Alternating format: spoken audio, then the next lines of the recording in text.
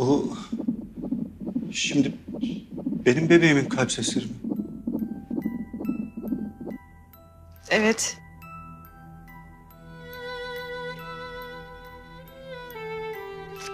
Babalar da anneler gibi heyecanlanıyor.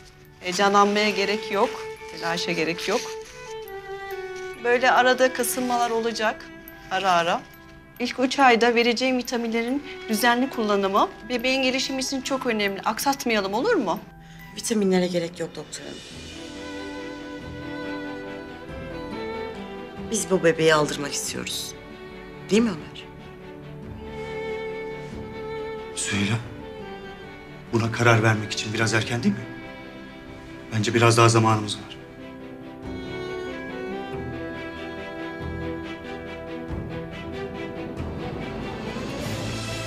Sanırım bir ortak karar vermeniz gerekiyor.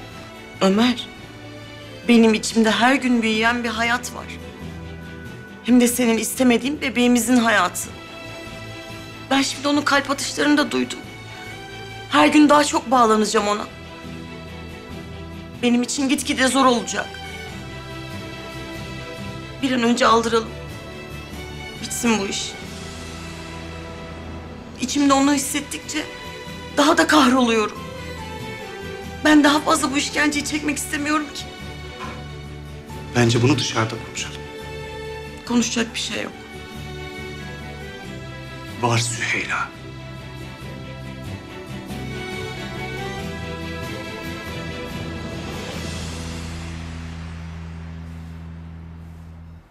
Ben yapmadım Mahmut amca. Ben hırsız değilim ki, yemin ederim. Hem odana bile girmedim ben. Yalan söyleme. Seni dün gece evin içinde dolanırken gördüm. Ne işin vardı o saatte ayakta o zaman? Emin misin Mahmut? Bak bu çok büyük bir itham. Bahar öyle şey yapmaz. Bahar yapmadıysa kim yaptı? Ha? Gonca mı? Kızcağız daha yeni eve geldi. Nereden bilsin cüzdanımın yerini? Sorsan odamın nerede olduğunu bilmiyordur. Gözümle gördüm diyorum onu. Üzerinde bu hırka vardı diyorum. Odama girmiş, cüzdanımdaki parayı da almış işte. Senin neyini eksik ettik ya? Ne istedin de almadık? Yazıklar olsun sana.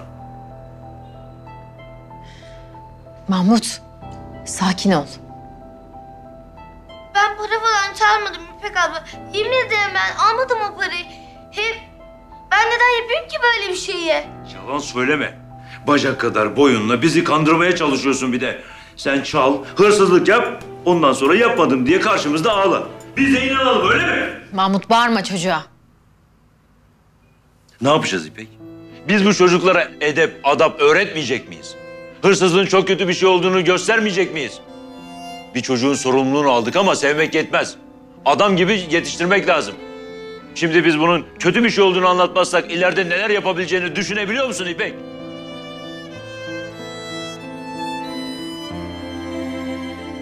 Bahar'cığım, hadi doğruyu söyle, kızmayacağız. Mahmut amcanın cüzdanındaki parayı sen mi aldın? Sen de bana inanmıyorsun ki. Zaten kimse bana inanmıyor.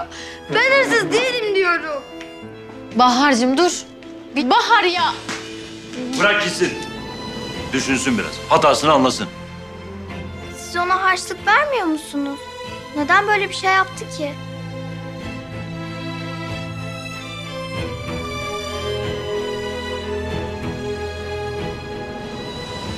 Ben seni anlamıyorum Ömer. Ben hamileyim diyorum.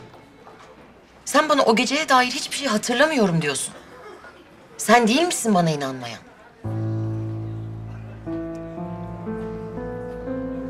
Bebeğin kalp atışlarını duyana kadar inanmıyordum. Doğru. Ama sen karnında bir bebek taşıyorsun. Bizim bebeğimiz. Onun canına nasıl kıyarız? Bunun düşüncesi bile korkunç. Ya benim için kolay mı sanıyorsun? Bebeğimden, canımın bir parçasından vazgeçmek kolay mı? Ama ben bu bebeğin sorumluluğunu tek başına alamam. Bana yarın öbür gün soracak. Babam nerede diyecek. Ne diyeceğim o zaman ben ona? Eğer bu bebek babasız büyüyecekse hiç büyümesin daha iyi. Sakın bir daha böyle bir şey söyleme. Sakın.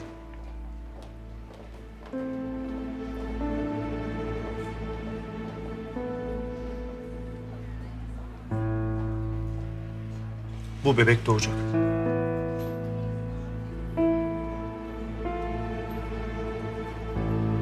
Böyle mi olmalıydı Mahmut? Ona neyin doğru, neyin yanlış olduğunu bu şekilde mi öğretmemiz gerekiyordu? Suçunu itiraf etseydi böyle olmazdı İpek. Onu yargılamak için çok acele ettim Mahmut. Üstelik bir yerde mi düşürdün? Bahar mı aldı bilmiyoruz bile. Ben cebimdeki parayı bilmez miyim İpek? Sana onu gördüm diyorum. Kanıt mı istiyorsun? Üzerindeki hırkaya kadar söylüyorum sana. Gece onu gördüysen niye konuşmadın o zaman Bahar'la? İpek, ne işler karıştırdığını ben nereden bileyim? Su içmeye kalktı zannettim. Meğer paranın peşindeymiş. Ben ne olursa olsun Bahar'ın böyle bir şey yapacağına ihtimal bile vermiyorum Mahmut. Hem hala bilmiyoruz parayı bir yerde mi düşürdün, harcadın da unuttun mu? Gonca, hadi kızım sen dışarı çık. Kendi kendine oyalan biraz. Biz annenle baş başa konuşacağız.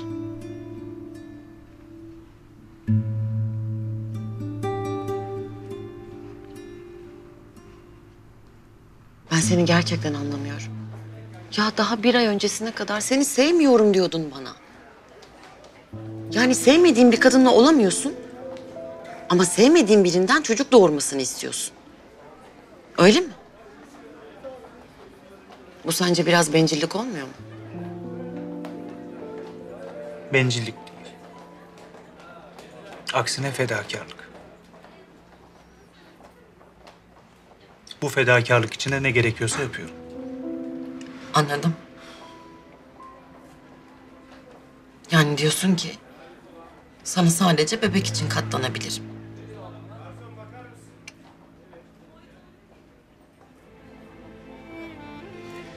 Bak Süheyla. Madem bu bebeğin can bulmasına biz sebep olduk, o zaman ne gerekiyorsa yapmak zorundayız. Nasıl olacak o Ömer? Nasıl? Sen beni sevmiyorsun. Hayatında istemiyorsun bile. Seni sorumluluktan anladığın böyle ihtiyaçlarını gidermek. Arada bir görmek mi? Uzaktan babalık yani. Ama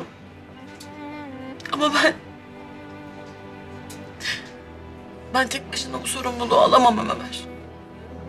Ben o kadar güçlü bir kadın değilim. Keşke olsam.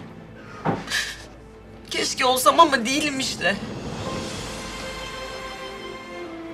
Hadi aldım diyelim. Benim çocuğumun hep bir tarafı eksik olacak. Hep yarım olacak. Babasını görmek isteyecek. Ona sarılmak isteyecek. Görmek isteyecek. Ben ona yetemem ki. Hayatı boyunca o boşluğu kapatmak için. Belki büyük hatalar yapacak. Hiçbir şeyle savaşmayacak. Ben hep yanında olacağım onun. Yaşadığım sürece arkasında hep bir babası olacak. Bunun için de elimden ne geliyorsa, ne gerekiyorsa yapacağım. Ne gerekiyorsa.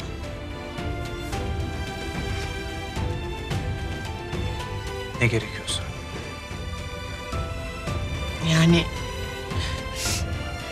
Yani biz Ne gerekiyorsa. Evlenmek dahil.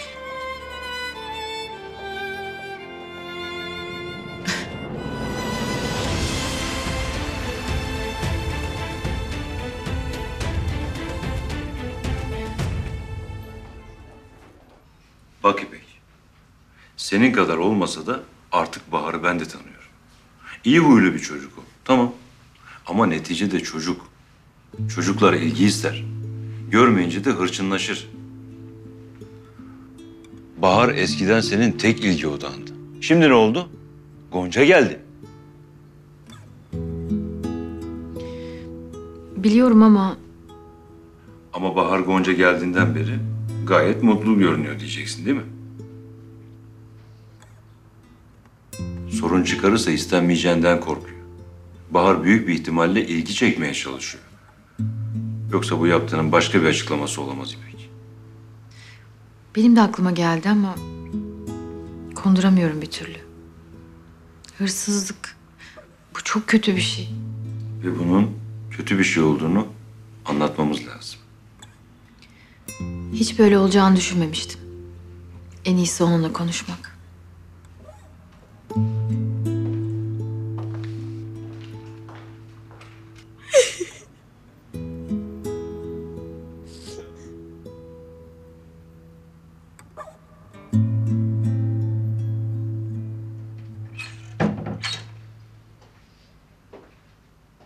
Bahar'cığım.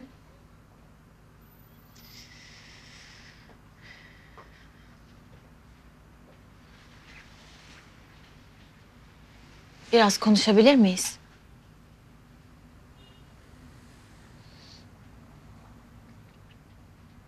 Bak Bahar, her insan hata yapabilir. Ama önemli olan hatalarımızdan ders almak. Yeter ki o hatalarımızla yüzleşelim. Şimdi sen de o parayı aldığını itiraf edersen hatanla yüzleşmiş olursun. Bunun kötü bir davranış olduğunu öğrenirsin ve bir daha yapmazsın. Ha, eğer sana bir ceza vereceğimizi düşünüyorsan öyle bir şey yok. Belki Mahmut amcandan korkuyor olabilirsin. Tamam, bazen öfkesini kontrol edemiyor. Ama ben seni üzecek bir şey yapmasına izin vermem. Bahar'cığım, bir şey söylesene. Sen mi aldın o parayı? Ben almadım. O zaman nereye gitti Mahmut amcanın cüzdanındaki para? Gonca almıştır. Olamaz mı? Bahar'cığım, Gonca niye böyle bir şey yapsın? Ben neden yapayım? Gonca daha yeni geldi evimize. Ne kadar çekingen bir kız olduğunu sen bilmiyor musun? Öyle davranıyor bence. Ama öyle birisi değil o. Hatta parayı çalıp bana iftira bile atmış olabilir. Bahar'cığım, bunlar nasıl laflar böyle? Bence o senin kızın da değil İpek abla. O melek değil. Bahar, olur mu öyle şey? Gonca benim kızım. Senin de kardeşin. Kardeşin hakkında böyle şeyler söylememelisin. Sana hiç benzemiyor ki. Sen onun kendi kızın olduğuna emin misin İpek abla? Hem o senin gibi değil. Senin gibi bakmıyor. Senin gibi davranmıyor bile. Bahar, sessiz ol. Gonca duyacak şimdi. Ben onunla kardeş olmak istedim. Ama o istemedi. Beni en baştan beri hiç sevmedi o. Hem hiç tanımadığınız bir kızdan değil, benden şüphelendiniz siz. Benden. Hem aramıza da girdi şimdi. Bahar'cığım, olur mu öyle şey? Senle benim arama kimse giremez. Bak ne yapalım biliyor musun? Biz bu konuyu kapatalım, unutalım gitsin. Ben senin daha fazla üzülmeni istemiyorum. Ağlamak da yok ama. Tamam mı? Tamam. Yani o kadar ani oldu ki bunu söylemen. Hiç beklemiyordum. O küçük canın kalp atışını duyduğum an ondan vazgeçmeyeceğimi anladım. Onun için ne gerekiyorsa yapmaya hazırım. Bir de benim durumumu düşünsen Ömer. Hayatım boyunca tüm kalbinle sevdiğin birisi var. Ve ondan bir bebek bekliyorsun. Bu bütün kadınların hayali. Ama sevdiğin adam seni istemiyor, sevmiyor. Bunun farkındasın.